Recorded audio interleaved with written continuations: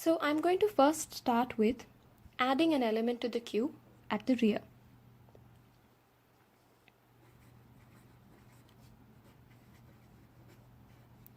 So to this function, I'm going to require an input variable so that I know what is the element I will need to add to the queue.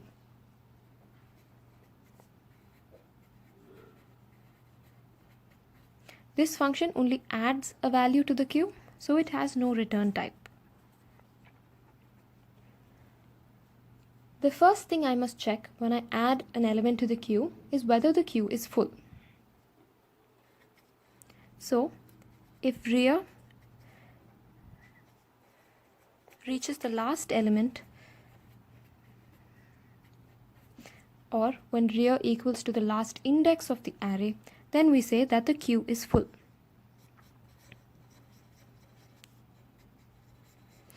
We don't want to continue with our code further because there is no scope for adding an element, so we return. The next check we must make is whether we are adding the first element of the queue. So we are going to check if the queue is currently empty and this element is going to be the first element.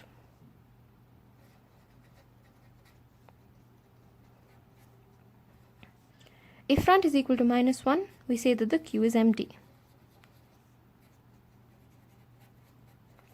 We could have also checked whether rear is equal to -1. They will both give you the same result.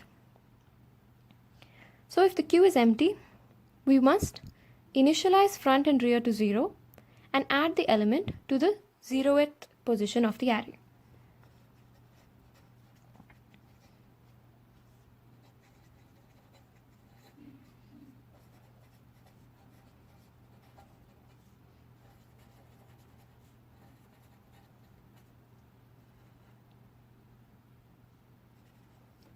So now we have added this element to the array. Our work for the first element in the queue is done. We can return from the function.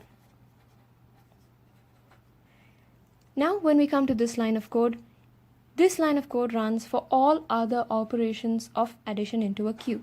So this is the normal operation of adding into a queue you will write here. So the first thing I'm going to do when I want to add to a queue is I'm going to increment the rear by 1. And to this new rear, I'm going to add the element.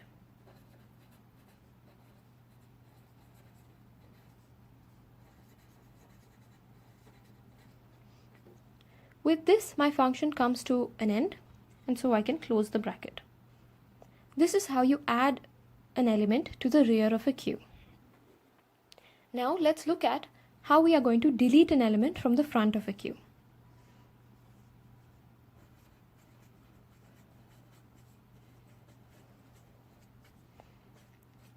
This function will have no input variable since we are just deleting from a queue, but it will have a return type because we are going to delete that element.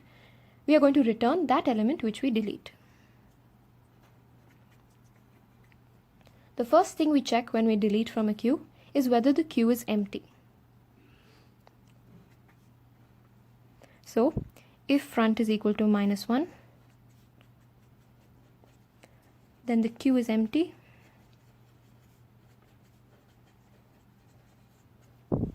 And then we return from the function. We cannot give a blank return statement.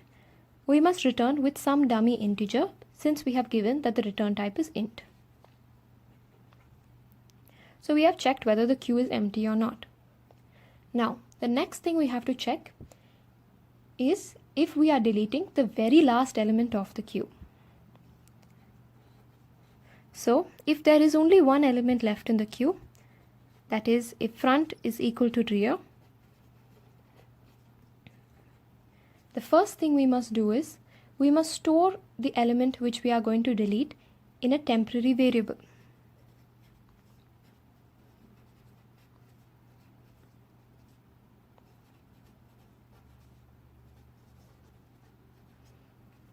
After we do that, we are going to reset the front and rear to their original values, which is -1.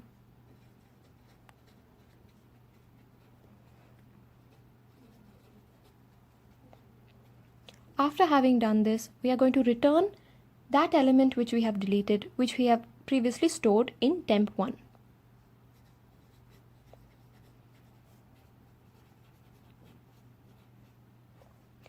Now that we have done this, we have completed what will happen when there is only one element left in the queue.